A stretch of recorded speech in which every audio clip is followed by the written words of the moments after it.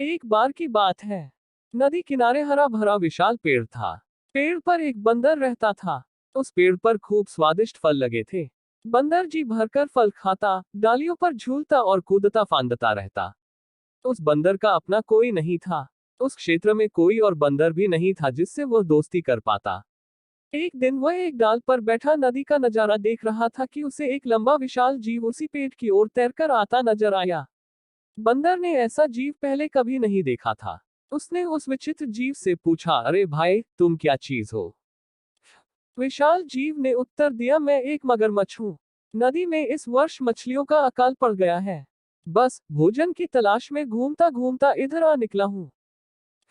बंदर दिल का अच्छा था।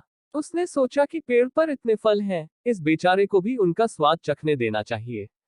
उसने एक फल तोड़कर मगर की ओर फेंका। मगर ने फल खाया। बहुत रसीला, मीठा और स्वादिष्ट। वह फटाफट फल खा गया और आशा से फिर बंदर की ओर देखने लगा। बंदर ने मुस्कुराकर और फल फेंके। मगर सारे फल खा गया और अंत में उसने संतोष भरी डकार ली और पेट थपथपाकर बोला, धन्यवाद बंदर भाई। मगर दूसरे दिन भी आया। बंदर ने उसे फिर फल खिलाए। इसी प्रकार बंदर और मगर में दोस्ती जमने लगी। मगर रोज आता, दोनों फल खाते खिलाते, गपशप मारते। बंदर तो वैसे भी अकेला रहता था। उसे मगर से दोस्ती करके बहुत प्रसन्नता हुई। उसका अकेलापन दूर हो गया। उसे एक साथी मिल गया था। एक दिन बातों बातों में पता लगा कि मगर का घर नदी के दूसरे तट पर है, जहां उसकी पत्नी भी रहती है। यह जानते ही बंदर ने उलाहना दिया, मगर भाई, तुमने इतने दिन मुझे भाभी जी के बारे में नहीं बताया। मैं अपनी भाभी जी के लिए रसीले फल देता। तुम भी अजीब निकट्ठू हो। अपना पेट भरते रहे और मेरी भाभी के लिए कभी फल लेकर नहीं गए। उस शाम बंदर ने मगर को जाते समय ढेर सारे फल चुन चुन कर दिए। अपने घर पहुंचकर मगरमच्छ ने वह फल अपनी पत्नी मगरमच्छनी को दिए। मगरमच्छनी ने वह स्वाद भरे फल खाए और बहुत संतुष्ट हुई। मगर ने उसे अपने मित्र के बारे में बताया। पत्नी को विश्वास न हुआ। वह बोली, जाओ, मुझे बना रहे हो। बंदर की कभी किसी मगर से दोस्ती हुई है? उस दिन के बाद मगरनी को रोज बंदर द्वारा भेजे फल खाने को मिलने लगे। उसे फल खाने को मिलते यह तो ठीक था, पर मगर का बंदर से दोस्ती के चक्कर में दिन भर दूर रहना उसे खलने लगा। खाली बैठे बैठे ऊंच नीच सोचने लगी। वह स्वभाव से दुष्टा थी। एक दिन उसका दिल मचल उठा, जो बंदर इतने रसीले फल खाता है, उसका कलेजा कितना स्वादिष्ट होगा। अब वह चालें सोचने लगी। एक दिन मगर शाम को घर आया तो उसने मगरनी को कराहते पाया। पूछने पर मगरनी बोली, मुझे एक खतरनाक बीमारी हो गई है। वैद्य जी ने कहा है कि यह केवल बंदर का कलेजा खाने से ही ठीक होगी। तुम अपने उस मित्र बंदर का कलेजा ला दो।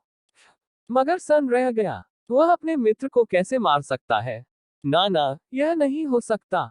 मगर को इनकार में सिर हिलाते देखकर मगरनी जोर से हाय हाय करने लगी, तो फिर मैं मर जाऊंगी। तुम्हारी बला से और मेरे पेट में तुम्हारे बच्चे हैं।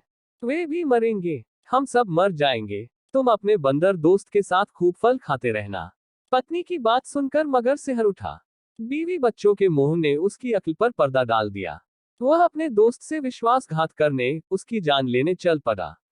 मगरमच्छ को सुबह सुबह आते देखकर बंदर चकित हुआ। कारण पूछने पर मगर बोला, बंदर भाई, तुम्हारी भाभी बहुत नाराज है। कह रही है कि देवर जी रोज मेरे लिए रसीले फल भेजते हैं, पर कभी दर्शन नहीं दिए, सेवा का मौका नहीं दिया। आज तुम ना आए तो देवर भाभी का रिश्ता खत्म। तुम्हारी भाभी ने मुझे भी सुबह ही भगा दिया। अगर तुम्हें साथ न ले जा पाया तो वो मुझे भी घर में नहीं घुसने देगी। बंदर खुश भी हुआ और चिकराया भी, मगर मैं आऊं कैसे? मित्र, तुम तो जानते हो कि मुझे तैरना नहीं आता। मगर बोला, उसकी चिंता मत करो, मेरी पीठ पर बैठो, मैं ले चलूंगा तुम्हें। बंदर मगर की पीठ पर बैठ गया। कुछ दूर नदी में जाने पर ही मगर पानी के अंदर गोता लगाने लगा। बंदर चिल्लाया, यह क्या कर रहे हो? मैं डूब जाऊंगा। मगर हंसा, तुम्हें तो मरना है ही। उसकी बात सुनकर बंदर का माथा ठनका। उसने पूछा, क्या मतलब? मगर ने बंदर को कलेजे वाली सारी बात बता दी। बंदर हक्का बक्का रह गया। उसे अपने मित्र से ऐसी बेईमानी की आशा नहीं थी। बंदर चतुर था। तुरंत अपने आप को संभाल कर बोला, वाह, तुमने मुझे पहले क्यों नहीं बताया? मैं अपनी भाभी के लिए एक तो क्या 100 कलेजे दे दूं। पर बात यह है कि मैं अपना कलेजा पेड़ पर ही छोड़ आया हूं। तुमने पहले ही सारी बात मुझे न बताकर बहुत गलती कर दी है। अब जल्दी से वापस चलो ताकि हम पेड़ पर से कलेजा लेते चले। देर हो गई तो भाभी मर जाएगी, फिर मैं अपने आप को कभी माफ नहीं कर पाऊंगा।